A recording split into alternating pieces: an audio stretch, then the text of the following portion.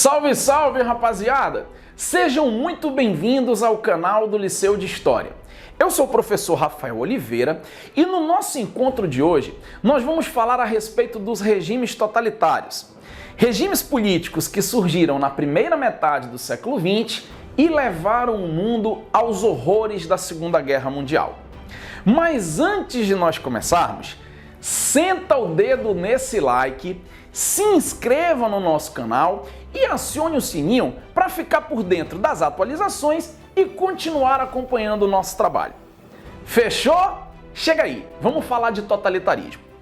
Galera, a primeira coisa que a gente precisa perceber é que se nós pegarmos a palavra totalitário e brincarmos de matemática com ela, nós vamos ter o termo total. E é exatamente a partir deste termo que surge o conceito do que nós estamos chamando de totalitarismo. E o conceito nos diz o seguinte: regime político marcado por um Estado forte que estende seu poder sobre todos os setores da vida em sociedade. Então vamos pensar um pouquinho a respeito disso? Vejam, aqui a gente precisa fazer duas observações. Primeira, professor, quais seriam esses setores da sociedade? Bom, os estados totalitários, eles vão interferir na questão política, eles vão interferir na questão econômica, eles vão interferir na questão social e vão interferir, inclusive, na questão cultural. Ok? Primeiro comentário importante que precisa ser feito. Segundo comentário. Professor, estava aqui pensando, se eu defendo a implantação de um Estado forte, significa dizer que eu considero que o Estado que eu tenho nesse contexto é fraco? Exatamente. E aí eu preciso que você pense o seguinte: por que eu considero que os Estados democráticos que eu tenho no contexto da primeira metade do século XX são considerados pelos defensores dos regimes totalitários como estados fracos? Muito simples de entender, rapaziada. Pensa comigo. Vocês acham que o rico se ferrou com a Primeira Guerra Mundial? Ora, prof, que pergunta, com certeza. É claro que os ricos se ferraram. Afinal de contas, quando a guerra termina, a economia mundial está devastada. Concordo com vocês. Mas eu pergunto, se o rico se ferrou com a Primeira Guerra, você concorda que o pobre, para estar ferrado, ele tem que melhorar, ele tem que evoluir muito? Pois é.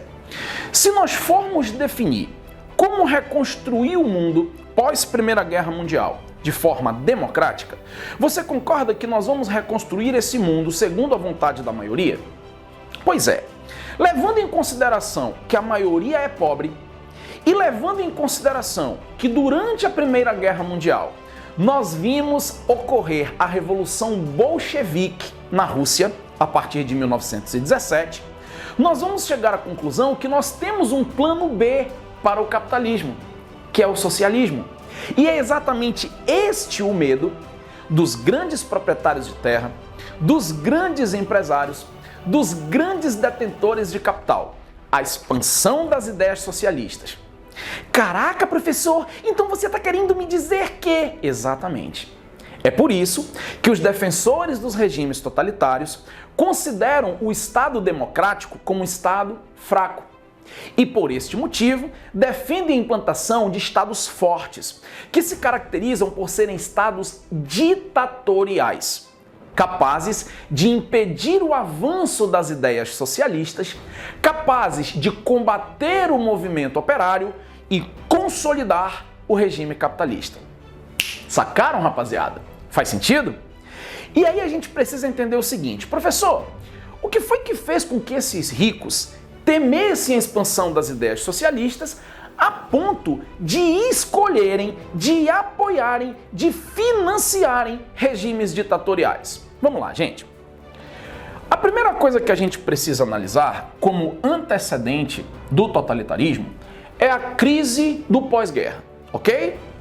Entendam como crise do pós-guerra três situações específicas. A primeira, pós-Primeira Guerra Mundial, nós temos um mundo mergulhado em danos estruturais. Praças, escolas, hospitais, indústrias destruídas pela Primeira Guerra. Tudo bem por enquanto? Além de danos estruturais, nós também temos, no início da década de 20, danos ambientais. Alguns reversíveis, outros não. Ok? E ainda, no fim da Primeira Guerra Mundial, nós temos perdas humanas. E aí você vai dizer assim, prof, jura que você vai me explicar que numa guerra morre gente? Não. Quando eu me refiro a essas perdas humanas, eu quero que vocês pensem da seguinte maneira. Vejam, com estas perdas humanas, eu vou ter uma redução considerável da mão de obra disponível e, por tabela, se eu tenho menos pessoas produzindo e, por consequência, menos pessoas com poder aquisitivo, eu também terei uma redução considerável do mercado consumidor e isso vai afetar diretamente a economia mundial. Faz sentido para vocês? Tranquilinho? Vejam bem. Claro que esses danos estruturais, somados a essas perdas humanas, vão afetar diretamente o ritmo de produção. Correto? E se eu tenho uma redução considerável do ritmo de produção e, por tabela, do mercado consumidor, é claro que no cenário pós-Primeira Guerra, eu tenho um aumento considerável do desemprego. Concordam comigo? E é claro que se eu tenho uma grande quantidade de pessoas desempregadas, isso significa dizer que eu tenho uma grande quantidade de pessoas enfrentando uma grave situação de miséria. Correto?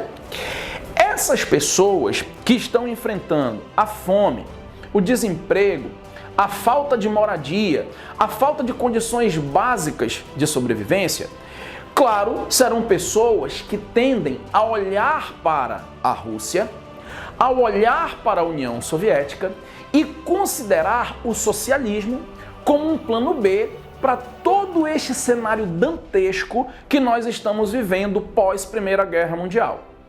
Faz sentido, meus amores? Tudo bem até então? Além disso, num cenário pós-Primeira Guerra Mundial, o mundo enfrenta uma grave recessão econômica. E eu preciso lembrar a vocês que tudo isso favorece a intensificação da chamada luta de classes, ok? E lembrem-se que quando se fala de luta de classes, a base ideológica utilizada pelos pobres, utilizada pelos desempregados, no contexto que nós estamos analisando, seriam as ideias marxistas, utilizadas na União Soviética a partir da Revolução Bolchevique. Faz sentido, meus amores? Então, se coloquem no lugar do rico. Se coloquem no lugar do grande proprietário de terras. Se coloquem no lugar do empresário. O que você prefere? A democracia, que corre o risco de levar à expansão do movimento operário e, por consequência, à implantação do socialismo, ou um regime de governo ditatorial, um Estado que interfere na política, na economia, na sociedade e na cultura, mas garante a manutenção da posse dos meios de produção. Se imagine empresário, se imagine fazendeiro, se imagine investidor. O que é menos pior para você? A ditadura ou a democracia?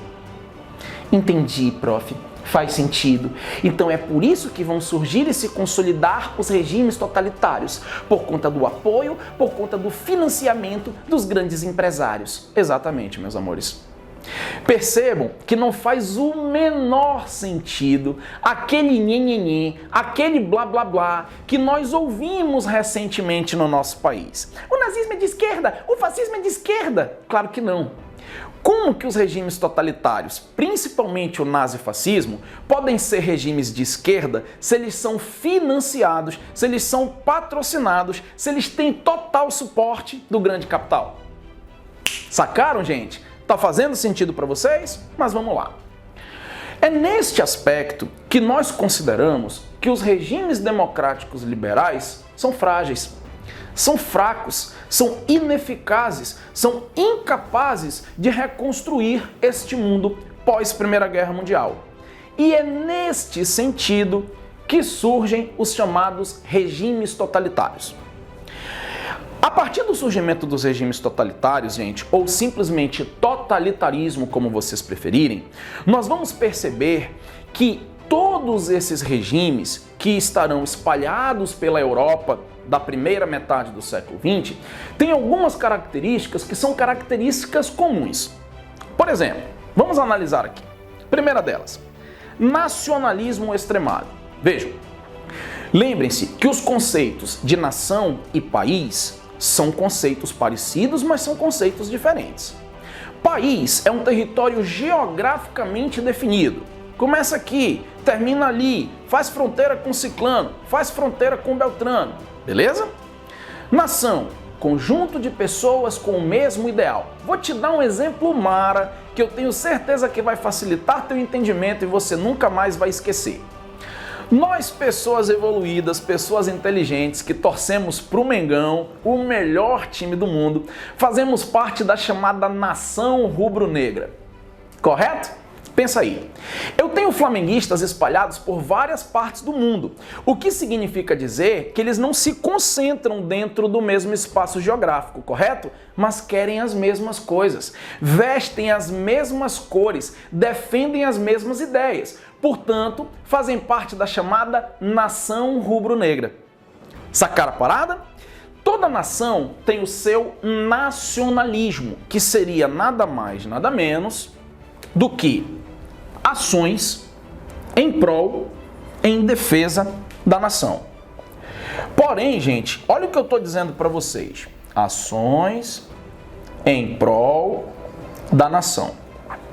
Eu estou dizendo para vocês que estas ações em prol da nação, no contexto pós-Primeira Guerra Mundial, estão extremadas, estão exacerbadas. É por isso que eu considero, inclusive, minha própria vida menos importante do que defender os interesses da minha nação, ok? Estão percebendo que esta ideia de que eu preciso matar ou morrer, se for o caso, para defender os interesses da minha nação, num futuro próximo levarão a gente à Segunda Guerra Mundial? Mas a gente chega lá. Vamos continuar aqui nossa análise. Uma outra característica comum aos regimes totalitários é a questão do expansionismo. E aqui eu preciso fazer um comentário com vocês. Galera, lembrem-se que a Primeira Guerra Mundial foi uma guerra imperialista. E uma guerra imperialista é nada mais e nada menos do que uma guerra por territórios. Territórios que possam oferecer matéria-prima, mão de obra, mercado consumidor e fontes de energia para os países industrializados. Tudo bem até então? Então percebam vocês que a Segunda Guerra, que vai começar a se desenhar a partir da implantação dos regimes totalitários, terá como uma das suas características o fato de que ela é uma continuidade da primeira. Portanto, a Segunda Guerra, assim como a primeira, também será uma guerra imperialista, certo? Portanto, faz total sentido os regimes totalitários terem como característica comum o expansionismo, ou seja, o objetivo da conquista de territórios que possam oferecer matéria-prima, mão de obra, mercado consumidor e fonte de energia para países industrializados. Faz sentido para vocês? A terceira característica comum que nós encontramos nos regimes totalitários é a questão do militarismo, ok? Até porque, pessoal, olha como faz sentido. A gente está se preparando, a gente está se projetando para a guerra, certo? Então é claro que se nós estamos nos projetando para a guerra, nós precisamos do exército, certinho? Fora o fato, pessoal, que militarizar um país gera emprego. Gerando emprego, obviamente, a gente está gerando renda. Gerando renda, claro, nós estamos gerando consumo. E gerando consumo, nós estamos movimentando a economia do país. Lembra daquele discurso? Ah, mas o Hitler tirou a Alemanha do caos e transformou a Alemanha numa potência novamente em pouco tempo. Como ele fez isso? Valorização do militarismo, certinho? Que vale a pena acrescentar, estará presente, inclusive, na educação. Como é que você acha que a gente forma, por exemplo, a juventude hitlerista? É como diz nossas avós, né? É de pequenininho que se aprende. Aqueles soldados alienados do contexto da Segunda Guerra foram educados para serem soldados a partir desta característica dos regimes totalitários. Faz sentido, meus amores? Tudo bem por enquanto? Quarta característica comum a esses regimes: unipartidarismo, tá? Credo, professor, que palavrão! Calma, eu traduzo. Partido, tá? Então nós vamos perceber que os estados que adotaram o totalitarismo possuem apenas um partido político, tá? E este partido será sempre o partido do governo. É por isso, pessoal, que na Alemanha nazista nós só teremos o partido nazista. Na Itália fascista, nós só teremos o Partido Fascista. Na União Soviética Stalinista, nós só teremos o PCUs, o Partido Comunista da União Soviética. Por quê? Uma das características dos regimes totalitários é o unipartidarismo. Ok? Tudo bem por enquanto? A próxima característica comum aos regimes totalitários é a ideologia oficial. Aqui eu quero fazer um comentário com vocês. O conceito de estados totalitários diz para mim que esse estado totalitário, ele é um estado que interfere em todos os setores da vida em sociedade, certo? Então, quando a gente diz que nos regimes totalitários nós temos uma ideologia oficial, nós estamos dizendo o seguinte: o estado totalitário, ele impõe para a sociedade um padrão de pensamento que, por tabela, vai levar os indivíduos a um padrão de comportamento, tá? Vou te dar um exemplo. Menino usa azul e menina usa rosa. Veja, o que é isso senão a imposição de um padrão de pensamento e, por tabela, de um padrão de comportamento. Sacou? Lembra que na Alemanha nazista, por exemplo, os judeus eram considerados pelo povo alemão como os grandes responsáveis pela situação que a Alemanha estava vivendo pós-Primeira Guerra? Padrão de pensamento. O que a gente precisa fazer com os judeus? A gente precisa eliminá-los. Padrão de comportamento. Faz sentido, meus amores? Tudo bem até então? Bem não tá, né? Mas chega aí. É claro, pessoal, que se eu tenho um padrão de pensamento e um padrão de comportamento, esse estado precisa te vigiar para ver se você está se comportando de fato como foi orientado. É por isso que uma outra característica dos estados totalitários é um estado policial, certinho? Esse estado policial é um estado que trabalha pela manutenção da ordem. E aqui, pessoal, cabe um comentário importante para fazer com vocês. Vejam, vocês já devem ter ouvido aquele discurso que diz assim: olha, durante a ditadura militar no Brasil, só quem tinha problema eram os vagabundos, os comunistas. Sim? Vejam, dentro de um estado totalitário, só quem tem problemas é quem não segue o padrão de pensamento e, por tabela, o padrão de comportamento. Se você é alguém que se enquadra no padrão, se você é alguém que tem o perfil imposto pelo Estado, tranquilinho. Agora, se você é alguém que ousa pensar diferente, se você é alguém que se comporta fora dos padrões, se você é alguém que enfrenta, se você é alguém que afronta esse Estado totalitário, aí o Estado policial, que tem como função a manutenção da ordem, ele vai te reprimir, ele vai te censurar. Faz sentido para vocês? Tá tranquilo por hora? Vamos lá. A penúltima característica comum que nós percebemos nos regimes totalitários é a propaganda estatal. Afinal de contas, pessoal, nós não estamos vivenciando uma ditadura.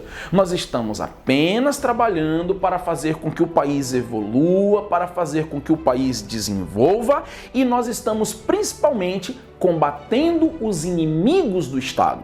Ok? Então é claro que para eu disfarçar esse caráter ditatorial, é claro que para eu vender a ideia de que eu estou apenas trabalhando em prol do bem comum, eu preciso fazer uma propaganda estatal muito convincente, muito sólida. Faz sentido para vocês? Inclusive, amores, aqui vale muito a pena nós acrescentarmos aquele que é considerado, neste contexto, o principal veículo de propaganda, o principal veículo de divulgação das ideias defendidas pelos regimes totalitários. Estamos falando da utilização do rádio, ok? Inclusive, muitos autores utilizam a expressão "a era do rádio" para definir esse contexto da história do século XX. E vou dar um exemplo para vocês. Não sei se vocês recordam que no Brasil, por exemplo, de 1930 a 1945, nós vivenciamos a Era Vargas, que, guardadas as devidas proporções, flerta com algumas dessas características, correto? Lembrem-se que lá no contexto do Estado Novo, o Vargas criou um programa de rádio por meio do Departamento de Imprensa e Propaganda, chamado A Hora do Brasil. Programa de rádio esse responsável por propagandizar os pontos positivos do governo e esconder aquilo que fosse crítica, aquilo que fosse negativo ao Estado Novo. Faz sentido para vocês? E por fim, a última característica comum dos regimes totalitários é o intervencionismo econômico. Afinal de contas, meus amores, não esqueçam que o Estado totalitário intervém em todos os aspectos da vida em sociedade, inclusive na economia. E aqui, mais uma vez, cabe um comentário a ser feito com vocês. Vejam, em alguns regimes totalitários, surgidos na década de 1930, nós estamos vivenciando os efeitos da crise de 1929, que ocorreu exatamente devido à mentalidade econômica liberal que defendia a não intervenção do Estado na economia. Então, se os regimes totalitários que surgem na década de 30 estão ascendendo com o intuito de recuperar economicamente os países, por consequência, faz-se necessária a intervenção estatal na economia. Faz sentido para vocês, meus amores? Tudo bem por hora? E aí, gente, eu preciso fazer um comentário muito importante com vocês. Professor, os regimes totalitários são todos de direita, correto? Errado, tá? Vejam bem. Quando se fala de totalitarismo, existem duas possibilidades. Nós podemos ter estados totalitários com essas características de direita, que é a maioria, inclusive, mas nós também temos exemplos de estados totalitários de esquerda. E falando nisso, preste atenção neste detalhe que é extremamente importante na análise deste conteúdo. Vejam. Todas estas características que eu coloquei para vocês são características comuns a todos os estados totalitários, sejam eles totalitarismos de direita, sejam eles totalitarismos de esquerda. Mas, no caso específico da Alemanha nazista, nós temos uma característica que só será encontrada no regime nazista, que é a ideia da raça pura e superior, que por ser pura não deve se misturar para não perder a pureza, e por ser superior deve dominar os inferiores, ok? É exatamente por isso que dentro do regime nazista eu tenho a perseguição a minorias. É por isso que dentro do regime nazista eu tenho a questão do antissemitismo. É por isso que dentro do regime nazista eu persigo judeus, negros, ciganos, homossexuais, comunistas. Faz sentido, meus amores? Tranquilinho? Professor, onde eu encontro regimes totalitários na Europa da primeira metade do século XX? Gente, fiz para vocês uma listinha com os principais regimes totalitários do contexto que nós estamos analisando. São eles em ordem de ascensão. Fascismo, surgido na Itália no ano de 1922. Stalinismo, soviético, a partir de 1924. Nazismo, alemão, a partir de 1933. Salazarismo, Portugal, 1933 também. E, por fim, franquismo, Espanha, 1939. Para nós finalizarmos a nossa análise, percebam que fascismo, nazismo, salazarismo e franquismo são regimes totalitários de direita, ou seja, se encaixam no perfil de regimes de governo que são financiados, que são patrocinados, que são diretamente apoiados pelos grandes fazendeiros e pelos grandes empresários, com medo da ascensão das ideias socialistas, e o stalinismo, que ascende ao poder na União Soviética a partir de 1924, caracteriza-se por ser um regime totalitário de esquerda. Ok? Regime totalitário esse que fará da União Soviética uma superpotência que num futuro próximo irá enfrentar os Estados Unidos no contexto da Guerra Fria, que apesar de não ser uma minissérie, são cenas dos próximos capítulos. Fechou, rapaziada? Gostaram da nossa aula de hoje? Então não esquece, hein? Mete o dedo com vontade nesse like e se inscreva no nosso canal para continuar acompanhando o nosso trabalho. Fechou, rapaziada? Forte abraço para vocês e até o nosso próximo encontro.